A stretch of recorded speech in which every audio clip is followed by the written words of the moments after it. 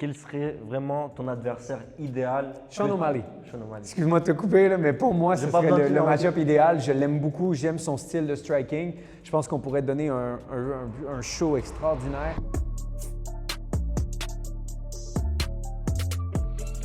Les fighters, j'espère que vous allez bien. Pour ce Fight Talk, on a un invité très spécial.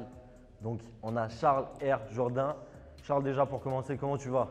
Super bien. Pour vrai, je suis rendu en Suisse. Je ne peux qu'être un homme heureux. C'est très cool. Je viens de partager ici au Victorious Dojo. On vient de partager 2 heures d'arts martiaux avec des passionnés. Puis moi, les arts martiaux, c'est ma vie. Donc, d'être ici et pouvoir les partager avec les Suisses, c'est mon premier séminaire mondial. Donc, pour moi, c'est quelque chose de grand. Donc, c'est une des premières fois que tu fais un stage en Europe aussi, il faut le dire. Ok. Charles, pour commencer, on va commencer par ta carrière, dès les débuts, ton enfance. Donc, toi, en tant qu'enfant, est-ce que tu étais plutôt un enfant calme, un enfant assez bagarreur? Dis-nous tout, Charles. On était des jeunes qui cherchaient leur archétype. Puis moi, c'était le héros, le combattant, le guerrier. Ça m'a toujours appelé dans tous les films. On regarde Aragorn dans Le Seigneur des Anneaux, on regarde les Tortues Ninja, on regarde toutes ces espèces de figures héroïques-là qui ont des moments difficiles, mais qui finissent par devenir une nouvelle version d'eux-mêmes à travers les difficultés qu'ils font face. Donc moi, ça m'a toujours accroché. Puis c'est pour ça qu'aujourd'hui, il y a une espèce de courant où tout le monde est parfait comme ils sont et personne ne devrait travailler. Puis ça me tire dessus parce que moi, je viens des années 90 où on bûchait. J'ai grandi avec 3 frères et mon père, fait qu'on était 5 gars. On était les 4 enfants qui étaient des garçons et mon père 5 et on avait ma mère qui était une femme très tough. Donc, on a grandi dans un environnement assez, pas hostile, mais si tu voulais manger, il fallait que tu travailles. Oui, exactement. Il y avait une espèce de malheureusement, aujourd'hui, c'est sûr qu'avec du recul, tu regardes ça, il y avait une certaine toxicité dans le sens où je vois pas pourquoi j'aurais eu à me prouver pour avoir à certaines choses, mais ma mère nous a élevés comme ça, puis ça fait en sorte que maintenant, moi et mon frère Louis, on est les 2 premiers frères canadiens à l'UFC. Donc, il y avait des frères américains, il y avait des frères un peu partout dans le monde, mais nous autres, on est les premiers frères canadiens du Québec, d'une petite ville cachée que personne ne connaît. Donc, on est parti de loin. Ok. Donc, avant de te lancer dans le MMA, est-ce que tu as commencé par un autre sport de combat, style karaté, grappling ou… Comme la plupart des jeunes, on a fait du karaté, mais c'était un petit peu plate. Il y avait Sensei Shifumi qui était Sensei Jacques Leclerc au Québec avec la coupe Longueuil, la moustache. 1, 2, on était comme merde, c'est pas ce qu'on voyait dans les films. Nous autres, on voyait des spinning kicks, on voyait des trucs spectaculaires. Donc, on n'a pas eu l'appel des arts martiaux très jeune. On voulait combattre, on était intéressé par combattre, mais par contre, le karaté, ça ne venait pas chercher cet aspect intense des arts martiaux. Et du coup, tu m'as aussi parlé de ton frère, qui est aussi combattant. Comme tu l'as dit, c'est quelque chose de historique au Canada. Ouais. Donc, 2 frères à l'UFC, 2 frères canadiens. C'était quoi la dynamique, on va dire, familiale, étant donné qu'il y a 2 combattants dans la même maison? Il n'y avait pas rien de violent. Pourquoi? Parce qu'on aime nos frères. Par contre, c'est très compétitif, dans le sens où si j'arrivais du gym puis je voyais que Louis faisait des push-ups, c'est comme OK, faut que j'en fasse plus. Puis on se tapait un peu ses nerfs parce que c'était comme qui allait être le meilleur warrior le meilleur guerrier à la fin de la journée.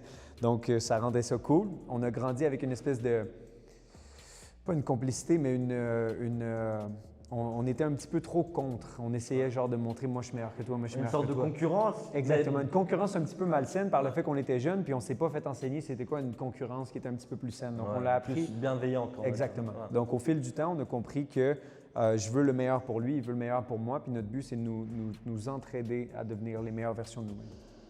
En 2013, qu'est-ce que tu vas me sortir? En 2013, j'ai sorti l'année en 2013, voilà, le début de la Première Guerre mondiale. Tu parlais comme un prof d'histoire. Non, en 2013, tu as fait tes débuts en amateur, dans le MMA amateur. C'était quoi ton ressenti de rentrer dans une cage, faire tes preuves devant tout le monde, des gens qui te regardent, tu es là, tu dois assurer, il y a des gens qui attendent un résultat. C'était quoi ton ressenti? Génial, je suis rentré, puis dans le fond, moi, ça faisait 1 an que je m'entraînais, puis on avait fait quelques petites compétitions inter-gym, mais jamais des combats. Là, je suis rentré avec ma toune qui était l'effet papillon de Youssoupha. Vous connaissez? Ah, ok, cool. Fait que là, ça avait la grosse bass, puis j'étais rentré sur une de ces chansons-là. Puis d'ailleurs, j'ai une anecdote très drôle. Il y a une chanson, je suis rentré un jour, je combattais un gars de Longueuil, et ce gars-là, je pense qu'il était algérien. Et juste avant d'arriver, parce que moi, dans le fond, mes coachs qui venaient de Montréal, c'était des gars qui étaient arabes et haïtiens. Fait que c'était des blacks puis des arabes. Puis nous autres, on était les petits blancs avec eux, les petits blancs de Montreux, tu sais. Puis on s'en venait dans l'auto, puis là, mon gars, il me dit, Karim, il dit, dude, tu devrais rentrer sur cette chanson-là. Je pense que c'était comme Caris, les singes viennent de sortir du zoo, une espèce de tune comme ça, de fou. Puis il avait dit, moi, en tout cas, si un jour un gars rentre là-dessus et qu'il se bat contre moi, je me fais massacrer. Fait que là, on est 2 heures plus tard, on est à la venue, c'est mon tour, je dois rentrer, mais moi, je suis dans le coin rouge, donc le gars rentre en premier. Il rentre sur les singes, je vais le sortir du zoo, puis là, il me regarde et il dit « C'est pas grave, tu vas lui niquer sa mère. » Fait que là, j'étais comme « Non, c'est pas grave. » Mais tu sais, ça m'avait comme rentré dans la tête de « Ah, mais t'as dit que j'allais me faire casser la gueule. » Fait que ça, c'était vraiment drôle, mais c'est cool pour moi parce que la culture française a toujours été proche de nous parce que les Québécois, principalement arabes et plus street, ils trippent. Moi, en fait, j'ai la piraterie tatouée ici, le B2O, toute votre culture, IAM, j'ai grandi avec des grands frères qui écoutaient juste ça. Exactement. Fait que j'ai été plus proche de votre culture que de ma propre culture. Fait que c'est pour ça qu'encore une fois, quand on parle de Team Canada, je suis comme, bro, c'est mes cousins, puis j'ai grandi avec leur culture plus qu'avec la culture typiquement québécoise canadienne. Donc après, dans ta carrière en amateur, tu enchaînes des combats. Ouais. Donc tu décides d'arrêter ta carrière en tant qu'amateur à un palmarès à 7-2. Donc 7 victoires pour 2 défaites. 8-2, voilà, c'était pas sur ta feuille. C'est correct. My bad. Donc voilà, 8-2. Ouais. Donc à quel moment… Je suis parti en Thaïlande après ça, avant de tourner pro. J'ai tourné 18 ans. Ouais. Puis j'ai lâché l'école, j'ai été voir ma mère. J'ai dit, « l'école, c'est pas fait pour moi. » J'ai eu un premier cours de philosophie qui était enseigné par une prof végane tu sais, la philosophie aujourd'hui, j'adore. Je mange les livres de philosophie, mais la philosophie enseignée par un certain type d'individu, c'est pas la philosophie qu'on recherchait du guerrier. C'est plus ça, c'est plutôt le côté théorie, plus livre, genre dire des choses juste pour les dire. C'était, la madame sentait le pot, puis elle était complètement granola. Fait que j'étais comme, OK, non. Là, je suis allé voir ma mère, je dis, le cégep, c'est pas pour moi, parce que nous autres, après le secondaire, c'est le cégep. J'ai dit, regarde, je vais faire du cash, je vais aller travailler ces toitures. J'ai travaillé peut-être 3-4 mois sur les toitures, construction en dessous de la table, vraiment à bûcher. Là, j'avais 18 ans, puis je me souviens, à un moment, j'avais eu une révélation où j'étais sur le toit, puis j'étais comme, qu'est-ce que je fais? Une chance que j'avais un but, parce que j'étais comme, je pourrais être à l'école, au chaud, en train de manger, puis là, je suis en train de bosser une job que jamais je ferai pour le restant de mes jours. Fait que j'ai comme eu une réalisation, OK, dès que j'ai les sous, je pars en Thaïlande. Fait que ma mère, elle a dit, écoute, il n'y a pas de problème, mais fais-moi juste une chose, dis-moi une chose. Si tu reviens de la Thaïlande et que tu ne veux plus faire ça, tu retournes à l'école. Je dis, OK, parfait, deal. Donc, pars en Thaïlande. On s'entraîne un peu là-bas et le prof dit, « Hey, t'es bon, veux-tu faire un combat? » Yeah, sure. Puis c'était pas aussi populaire que dans le temps parce que moi, j'ai connu les 2 Tiger Muay Thai parce que j'étais allé plusieurs fois en Thaïlande puis le gym a changé. Avant, c'était vraiment dans la jungle. C'était vraiment des bambous partout. Il n'y avait pas les nouvelles infrastructures comme ils ont mis maintenant. Zéro, mon gars. C'était des petits puzzle mats minces comme ça puis puis on était 40 puis c'était la jungle. Fait que j'ai commencé mon premier training camp là-bas. Je m'entraînais, j'aimais ça. Puis le gars, il dit « Hey, t'es bon, on va trouver un combat. » Fait que là, moi, quand je suis allé au Tiger Muay Thai, ils m'ont trouvé un combat, mais je me suis battu contre un gars qui n'était pas très bon. Fait que là, j'ai dit, ben, je veux un meilleur combat. Fait que là, il a dit, non, il dit, c'est bon pour notre nom, c'est bon pour les vidéos. Parce que c'est déjà en mode publicité, même dans ce temps-là. Ce qui a fait que le gym est le plus populaire en ce moment en Thaïlande avec le Bang Tao. Fait que tout ça pour dire, j'ai fait mon premier combat, puis là, ils me disent, non, on va pas te donner un autre combat, on va simplement te donner un autre chauffeur de tuk-tuk, un chauffeur de taxi. J'étais comme, non. Fait que là, je suis allé dans une espèce de gym encore plus ratchet. Là, je continue de m'entraîner. Le gars dit, hey, t'es bon, tu veux faire un combat? Je dis, OK. Il m'apporte dans une espèce de garage, mon gars. Le ring est tout pourri. Il y a du monde qui font de la mécanique, tu sais, avec des étincelles. Je te dis, c'était typique d'un film. J'étais là, mais qu'est-ce qu'on fait là? Puis là, les gars, ils nous apportent en arrière. Puis en arrière du garage, il y a un ring. Puis il y avait des gars qui modifiaient des scooters. Puis, tu sais, j'étais là. Qu'est-ce que je fais ici? Métaverse, il y avait tout de fou, là. Exact. Fait que là, boum, fait le fight, gagne, pas de problème. Ça, c'était vraiment cool. Par contre, ce gars-là commençait à me défoncer. Là. Genre, ça a été les 2 premières minutes, il me défonçait, c'était vraiment pas le cool. Muay Thai ou en MMA? Muay Thai, ouais. Muay Thai. Puis, il reste à peu près 1 minute, j'ai réussi à passer un switch kick. Boum, je knock le gars il tombe, puis je suis comme, OK, Dieu est grand parce que j'étais en train de me faire défoncer. J'avais demandé pour un gros combattant, je vois le gars, il rentre, il fait son Wairu. Il y a des tibias gros comme ça. Quand il me kickait, j'avais l'impression de recevoir un coup de batte de baseball, puis j'étais là, qu'est-ce que je fais ici? Fait que ça m'a bien forgé. J'ai gagné mes 2 combats en Thaïlande. Je retourne à la maison, puis j'ai dit, OK, on va se battre pro, on va en faire un. Je fais mon premier combat pro. Je gagne avec un flying knee. Les gens m'ont appelé Charles R. Jourdain. Je n'ai pas choisi ce nickname-là. Les gens m'ont appelé R. Jourdain. J'ai explosé mon adversaire avec un coup de genou à la volée. Et ensuite, OK, c'est le fun. TKO revient. TKO était l'organisation que Georges Saint-Pierre, Patrick Côté, David Loiseau, tous les gars du Québec qui sont allés à l'UFC ont passé par là. Puis TKO est revenu parce qu'il y avait comme eu quasiment 10 ans que TKO n'existait plus. Le MMA était complètement mort. Fait que bon, une victoire, une autre victoire, 3e victoire. Là, je me bats pour le titre. Je perds par décision. Non, ça, c'était TJ Laramie, qui s'est rendu à l'UFC aussi. Okay, ouais. Mais là, ça, c'est mon premier revers professionnel. Ouais. 1 mois plus tard, je suis dans la cage contre un des aspirants numéro 1 au titre. Je le défonce. Après ça, un gars dans une autre catégorie me dit « Ouais, mais tu ne serais jamais capable de te battre contre des gars comme nous. Reste dans ta catégorie. » Je fais « Parfait, je m'en viens dans ta catégorie. » Je monte de catégorie, je le défonce. Après ça, ils sont comme « OK, Charles, il a battu l'aspirant numéro 1, puis il est monté dans une catégorie, battre un autre. Il mérite sa chance au titre. » Et pendant ce temps-là, Alex Morgan avait battu TJ Laramie. Lui avait cassé le nez avec une droite. Fait que là, ça a été le choc au Centre Bell, le choc. Jourdain, Morgan, le choc que tout le monde voulait voir. Et boum, je lui passe un spinning back fist, le termine en guillotine. Puis ce qui est cool de ce moment-là, c'est qu'il y avait une émission de télé au Québec qui nous suivait. Puis j'ai réussi à gagner. Et quand j'ai gagné, j'ai sauté par-dessus la cage puis je suis allé chercher ma ceinture. Puis la métaphore, c'était quand tu veux quelque chose, tu travailles et tu vas le chercher. Fait que j'ai pas attendu que le président, Stéphane, me mette. Je suis allé chercher la belt, je suis monté sa cage, puis j'étais comme, c'est à moi, c'est moi le champion. Puis il y a une ceinture, pas une ceinture, excuse-moi, il y a une photo qui est incroyable parce que je tiens la ceinture, puis je crie, puis malade cette photo-là. Ensuite, je me bats contre Jesse Ronson parce que je suis comme, gars, Conor McGregor, il s'est rendu à l'UFC en étant double champion, je vais faire la même chose. Je call out le champion 155, donc je suis à 145. Gros fight, tout le monde est hype, les billets se vendent comme des petits pains chauds. Je me fais appeler. C'est la journée du combat. Barbershop. Ouais, tu ne te bats plus contre Jesse Ronson, il y a l'herpès. Parce qu'il y avait une tache ici, puis il y avait l'herpès. C'est contagieux, tu ne peux pas te battre avec ça.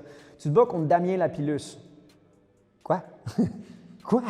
OK, mais moi, je m'étais préparé pour lui, mais en même temps, je me dis, regarde, c'est la même chose pour lui. Il s'était préparé pour un autre fighter, puis moi, je me suis préparé pour un autre, mais le titre était encore en jeu, puis si je gagne, c'est l'UFC. OK, let's go.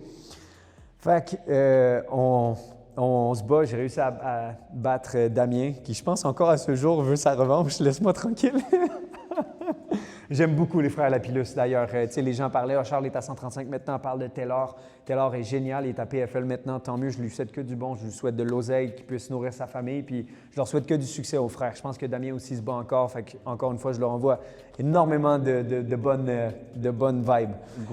Gros salut à Damien d'ailleurs, qui est abonné aussi, donc Good. Sûrement il va voir la vidéo. Grosse force à toi Damien. C'est un gros combat parce que pour de vrai, je l'ai tapé avec des gros coups. Puis j'étais comme, mais c'est quoi cette morphologie? Tu sais, il y a les bras, là, ses bras, ils sont plus longs que ses jambes. J'étais là, c'est quoi cette morphologie? Donc, des combattants exceptionnels. Puis c'est drôle parce que le lendemain, on est allé dans un resto. On était moi, lui, Cyril Gann, Alan Bado, je pense, Bodo, mon manager Stéphane. On était tous ensemble. Puis là, on est en train de manger, puis là, il dit « Ouais, mais Charles, là, va falloir qu'on parle de revanche. » Puis je suis là en train de manger mes pâtes, je suis comme « Bro, on vient de se battre, là. Arrête, là. » Fait que là, Cyril, il avait dit « Tu vas le laisser manger? Arrête! » Fait que là, ça, c'était drôle. D'ailleurs, une autre truc drôle avec Cyril, vite. Quand on a gagné, les deux, on a gagné en Corée. Il s'était battu contre Tanner Bowser, je m'étais battu contre Duo Choi. Puis quand je suis arrivé en arrière, elle a dit « Ah, Charles, félicitations, allez, viens, on se fait la bise. » Puis là, j'étais comme « Ouais, mais on fait pas la bise au Québec, ça n'existe pas la bise. » Mais il m'a pris, puis il m'a fait la bise, puis j'étais comme, dude, je suis un combattant ultime, mais je peux rien faire contre Cyril Gann, mon gars. Oublie ça, bro. Donc, en tout cas, ça, c'est une anecdote drôle des cousins français. Ah, en plus, Cyril. Oublie ça, bro. Un gabarit plus qu'impressionnant. Ouais, non, j'étais juste là, OK, ben on va faire la bise, là. mais là, tu me parles du UFC. Mais rien que le fait de passer du TKO, tu passes à l'UFC. C'était quoi la sensation? T'es là, tu débarques. C'est la réalisation que c'est la même chose, bro. C'est le même octogone, il y a juste plus de monde. Puis que le niveau, il augmente. Ça, c'est sûr, parce que quand tu es le king du Canada, quand tu es le roi au Canada, tu es un gros poisson. Mais là, quand tu arrives à l'UFC, c'est des baleines. Tu sais, c'est pas les mêmes poissons. Fait que je suis content, encore une fois, d'avoir démontré beaucoup de résilience avec mon record. Je suis toujours revenu plus fort. Là, à 135, 2 victoires excuse-moi, je fais beaucoup de jump, mais j'essaie de montrer que ça n'a pas été facile, cette transition-là. J'aime le nom transition. Tu vois, il ne faut pas dire des choses comme ça. C'est le genre de choses que je dis sur Instagram, puis il y a des gens qui sautent d'un rideau, mais c'est pas grave. Donc, quand j'ai passé à l'UFC, c'est un autre monde, bro. Fait que quand je vois des gars, en ce moment, je suis le meilleur au Canada, je suis comme, t'es rien dans le monde aujourd'hui. Parce que maintenant, les jeunes, ils ont 18 ans, ceinture noire de judo, ceinture noire en karaté Kyokushin. Ils luttent depuis que 5 ans. Il y a 300 combats de boxe. Puis là, tu te bats contre le petit gars, tu dis, ah, il y a 24 ans, il n'y a rien. D'autres, ces gars-là, c'est des jeunes monstres. C'est cool pour moi de voir la prochaine génération parce qu'à un certain point, j'étais le nouveau feu. Puis là, je vois le nouveau feu du nouveau feu. Fait que là, je trouve que la prochaine génération est exceptionnelle. C'est quoi qui t'a choqué le plus? Ah, que les gars frappent fort. J'ai 2 gars qui m'ont frappé que j'ai pas compris qu'est-ce qui s'était passé. Jean Silva frappait comme un monstre. J'ai jamais vu ça. Je comprends pas. Ces gars-là, ils font 145 puis ils réhydratent à genre 180. Désolé, j'ai pas les termes exacts en kilos, mais la réhydratation de Jean Silva, je le regardais, c'est un monstre, ce gars. Et Duo Choi, mon premier moment highlight de ma vie, de ma carrière, c'est même pas le flying knee le dernier, les guillotines, etc., c'est d'avoir combattu le roi de Busan à Busan en Corée. Pour moi, ça a été chez lui. Puis le respect du crowd, des gens dans la foule, parce que les gens m'ont applaudi. Puis des fois, je me suis battu dans des places où je me faisais lancer de la bière, des canettes, des fuck you, des ci, des ça. Puis le peuple coréen a été un peuple incroyablement respectueux. Puis ça a été la plus belle expérience de ma vie au niveau de l'UFC. Ce combat-là. Absolument. Encore aujourd'hui. J'ai donné, tu vois, on me voit souvent dans des vidéos, je donne mes gants aux jeunes. Il y a souvent des jeunes, hey Charles, après le combat, puis je suis comme crème, il y a 6-8 ans, je vais te donner mes gants. Je donne beaucoup de trucs, mais ces gants-là, c'est les seuls que j'ai gardés. J'ai gardé mes 2 ceintures, mes gants, le reste, c'est des objets. Et parmi tous ces combats que tu as fait, comme tu as dit, tu as affronté quand même des grosses têtes de l'UFC de ta KT. Ouais. Pour toi, quel combat était vraiment le plus dur? Tu t'es dit, wow, qu'est-ce que je fais ici? Qu'est-ce que je peux faire face à ce mec? C'était Jean. Jean, c'est ma seule victoire par TKO. Il m'a foutu un uppercut. Je me battais contre. Je l'ai amené au sol parce que puis c'est pas mon style. À un moment donné, j'étais comme dude, j'étais débordé par mon manque de confiance, mon manque de préparation, puis l'aura qu'il y avait. J'ai été complètement déboussolé. Là, aujourd'hui, j'ai trouvé ma lumière à 135. J'ai fait beaucoup de travail sur moi. J'ai eu mon garçon qui a complètement changé ma vie, ma perspective, parce qu'avant, j'étais très centré sur moi-même. Puis je pense que le plus beau cadeau qu'un enfant peut te faire, c'est de te faire comprendre que c'est plus à propos de toi. Donc, j'ai beaucoup moins de caprices. Je peux dormir 4 heures, je vais train quand même. Avant, c'était comment? Exact, je me bats pour quelque chose de plus grand que moi, puis je pense que c'est la plus belle réalisation de ma vie. Puis je pense qu'en ce moment, à 135, je vais être une grande menace pour les 135 livres. Tu étais aussi censé affronter Ilia Topuria. Hein? Le fameux combat qui n'a jamais eu lieu en 2022. Ouais. Charles, pourquoi ça s'est pas fait? Il n'a pas fait le poids. Donc, Ilia, dans le fond, moi, j'étais en train de faire le poids. Et moi, j'ai été appelé à peut-être 5-6 jours de préavis. Puis, on s'est juste fait appeler par mon manager. Il a dit arrête de couper le poids. Ilia, il est à l'hôpital. Donc, il a commencé à faire des seizures. Donc, Ilia Topuria a dû pull out de ce combat-là. Phew. Donc, mais c'est cool parce que l'UFC m'ont payé ma bourse. Ouais. Donc, puis, finalement, mon show-up. Puis, à ce moment-là de ma vie, c'était 50 000 $. Fait que j'ai eu 50 000 US, puis ils n'étaient pas taxés parce que ce n'était pas. J'ai pas travaillé. Fait qu'ils ont juste dit, tiens, 50 000. Tiens. Fait que j'ai fait, thanks, je le prends. Mais si tu avais eu l'opportunité de pouvoir le réaffronter dans une catégorie de poids qui vous arrange les deux, est-ce que tu l'aurais fait ou pas? Je le ferais. Je vais commencer par battre son frère parce que j'aime beaucoup son style. Puis je pense que ça pourrait créer quelque chose d'intéressant. Mais en ce moment, j'ai beaucoup de chemin sur la planche pour parler du meilleur combattant livre pour livre actif en ce moment, à mon avis, parce que il y a Makhachev là-bas. Il est en avant. Mais d'ailleurs, Paramount Plus, tantôt, a mis un highlight. Est-ce que vous avez vu qu'ils ont mis Ilia Topuria en train de pousser Paddy Pimblett? Est-ce que ça a renforcé l'idée que la première carte Paramount pourrait être Paddy? Tu vois, c'est moi qui t'interviewe, là. Je veux savoir qu'est-ce que tu en penses. Est-ce que c'est un combat qui t'intéresse? Parce que Makhachev est out, ils viennent de fight. Franchement, oui. Good. Tu sais pourquoi? Vas-y. Parce que Paddy, tu vois, lui aussi, il a affronté des gars vraiment, des bêtes de combattants. Mais en fait, de voir Paddy et Ilia dans la même cage, le choc de style, je ne sais pas à quel point, par exemple, il va sortir le JJB de ses tripes, ou si c'est plutôt Paddy qui va vouloir striker. Il y a beaucoup de questions qui me viennent à la tête. Ouais. Donc pour moi, ça serait vraiment un combat qui doit se faire. Pour vrai, je pense que s'ils veulent vendre un stade en Europe, c'est le combat à faire. Mais à suivre. Mais Paramount suivre, Plus. les gars. Sur Paramount Plus, utilisez le code promo Air Jordan. Non, c'est pas vrai. C'est le gars qui commence à plug. Vous avez 5% de rabais. C'est mon sponsor, les gars. C'est pas vrai. Ok, maintenant on va rentrer dans le côté un peu plus croustillant, on va dire. Ça veut dire on va parler un peu des coulisses de l'UFC, des combattants que tu as pu côtoyer aussi un peu. Selon toi, c'est qui le combattant le plus arrogant de l'UFC que tu as pu côtoyer? Malheureusement, c'est souvent les Dagestanais et les Russes. Pas vraiment les Russes, parce que russe, c'était très différent de plus russe montagne. Et malheureusement, ces gens-là sont très irrespectueux avec le staff de l'UFC.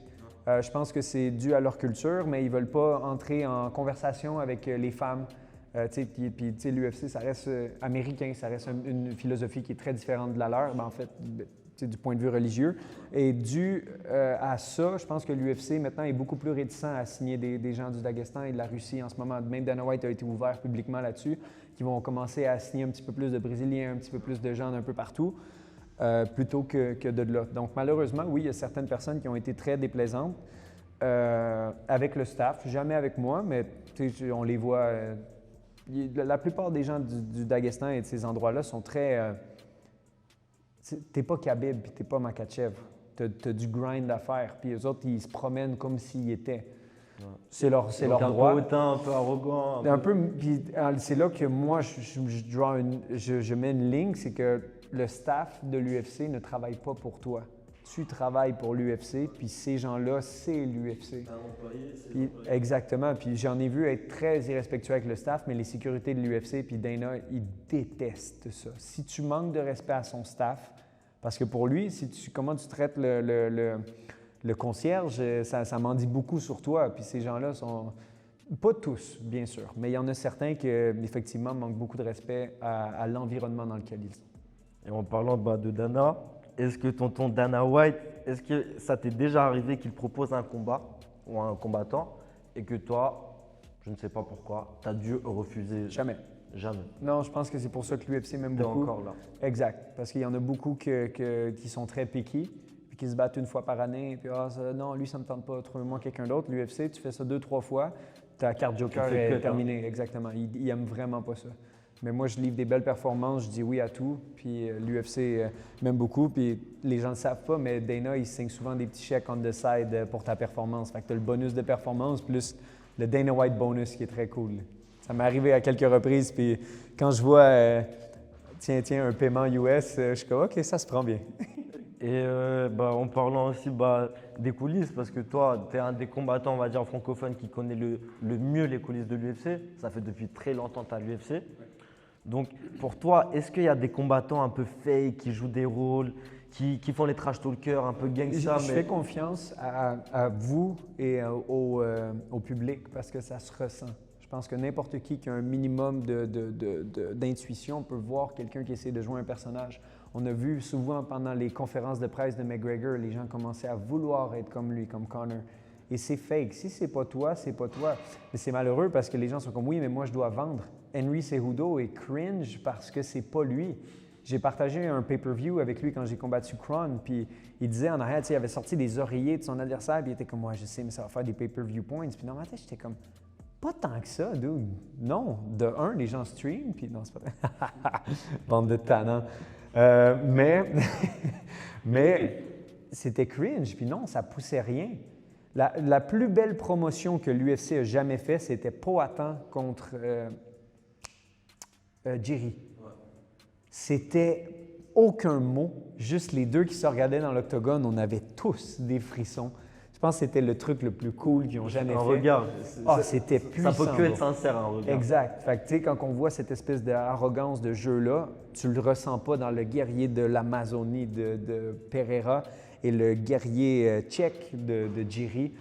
Puis Jiri, je l'ai côtoyé, pas à temps, j'étais dans le même vestiaire que lui, puis ces gars-là, ils ont comme le niveau d'aura que tu dis « wow ». Ça n'a pas été donné, ça a été… Les gars, ils se sont battus pour avoir cette aura-là, puis c'est assez exceptionnel.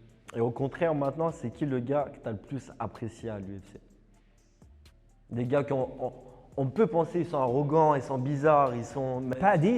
Paddy, génial, parce que je me suis battu la même carte que lui quand il a fait ses débuts, parce que c'était supposé être une carte en Angleterre. Je devais battre Ronnie Murphy. La carte s'est ramassée à cause du COVID à Vegas, confiné. Puis j'étais autour de la piscine, puis « What's up, lad? » Là, il arrive, je suis comme… Tu sais, je le vois à grande gueule, les cheveux, puis tout, puis je suis comme « Hein? » Puis il était là « How are you, man? » Puis il est super cool, vraiment fin. Puis quelqu'un de très plaisant à être autour, même si les gens peuvent le prendre arrogant, si ça. Je pense que lui, c'est l'inverse. C'est le caméra on, caméra off, très le fun. Charles, toi, actuellement, dans quel stade de ta carrière tu te considères actuellement? Mais je viens d'arriver dans mes 30 ans. Tu sais, la plupart des champions, si on regarde la moyenne d'âge, on parle de 32, 33. C'est souvent là que tu pognes ton prime physique, puis là, tu es vraiment dans ta lumière.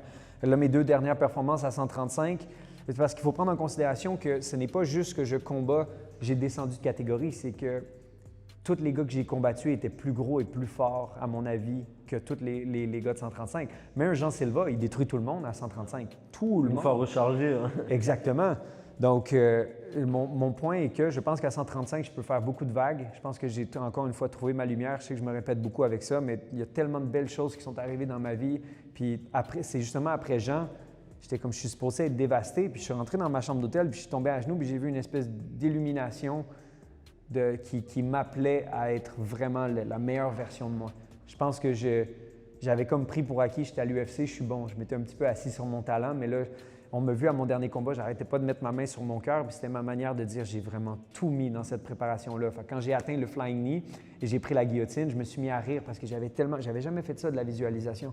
J'avais tellement visualisé ce moment où j'allais rapper son coup que je me suis mis à rire, puis j'étais comme, j'avais l'impression de rejouer un jeu que tu avais déjà joué, rejouer une game que tu as déjà joué. Donc, la visualisation, mon fils, cette lumière-là, cette espèce de capacité à te dire j'ai vraiment tout donné.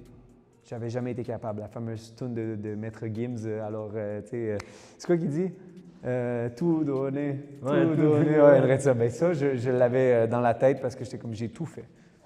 Donc, pour ce qui est de la suite à 135, c'est probablement une shot au top 15. Il y aura Raoni Barcelos, que j'aime beaucoup, qui est sur une séquence de 4 victoires, qui est très bon. Sa dernière défaite est contre Nurmagomedov.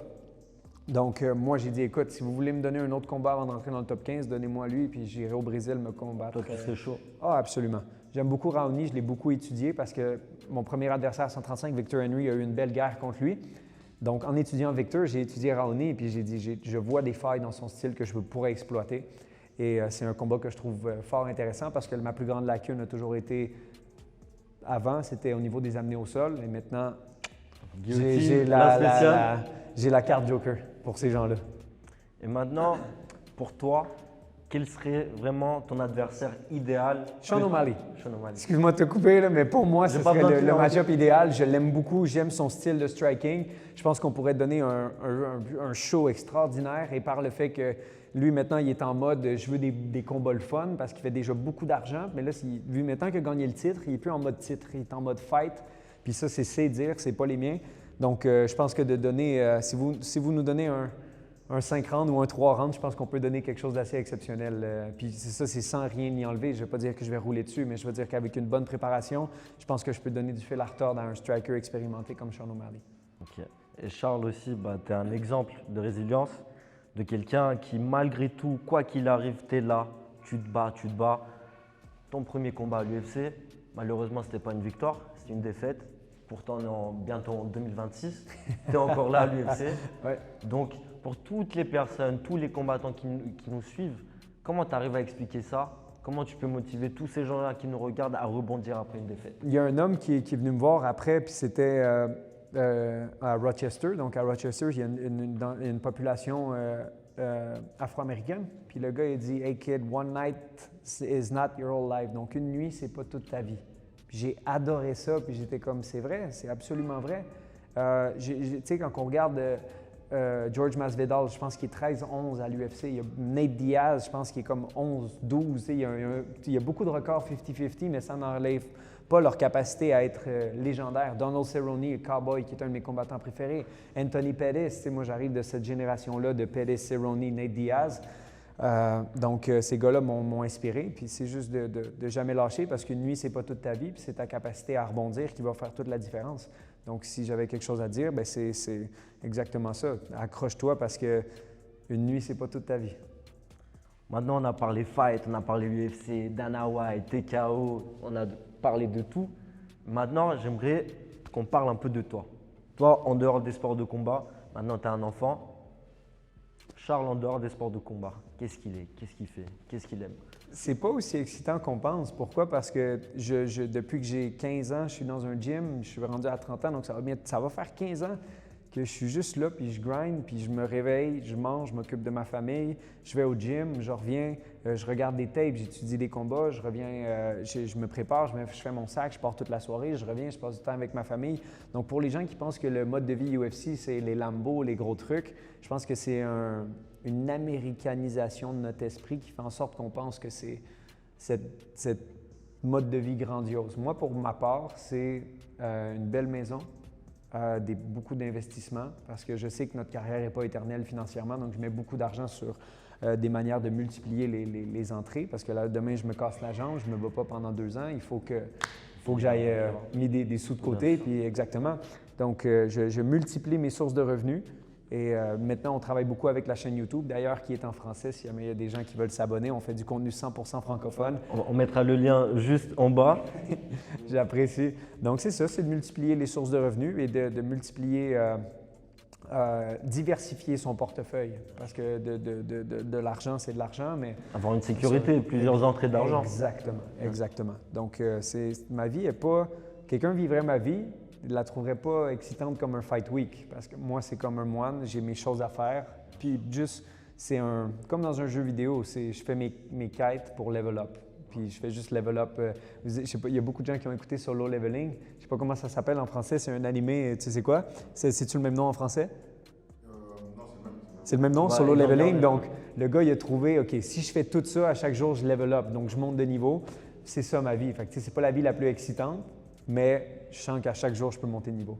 Progresser petit à petit, pas à pas. Voilà. Ok, maintenant pour boucler cette magnifique interview, Charles, est-ce que tu as un message à faire passer à toutes les personnes qui ont regardé cette interview? Ben, d'ailleurs, je vais vous remercier. Pourquoi? Parce que le MMA en France, ça fait pas longtemps que ça dit quoi, 2022? J'étais sur la première carte de l'UFC Paris d'ailleurs. Et ben, merci de supporter, merci d'envoyer des likes, des pouces. Je vois vraiment que votre communauté grandit. Puis faire attention aussi entre les gens qui se détestent dans la vraie vie puis le beef Internet parce que je pense que les gens font mousser les choses pour créer une sorte d'engouement. Mais des fois, je pense que des gens prennent ça trop au sérieux. Mais c'est juste cool. Tant mieux si tu veux voir un fighter perdre puis tu payes ton billet puis tu as hâte. Ou tu vas voir ton partenaire d'entraînement gagner, c'est génial. On crée une espèce de flow, mais il ne faut pas oublier que l'essence de tout, c'est les arts martiaux. Puis les arts martiaux, mon but, c'est d'être le plus fort possible pour essayer d'aider les gens à être plus forts aussi. Donc les arts martiaux, c'est comme…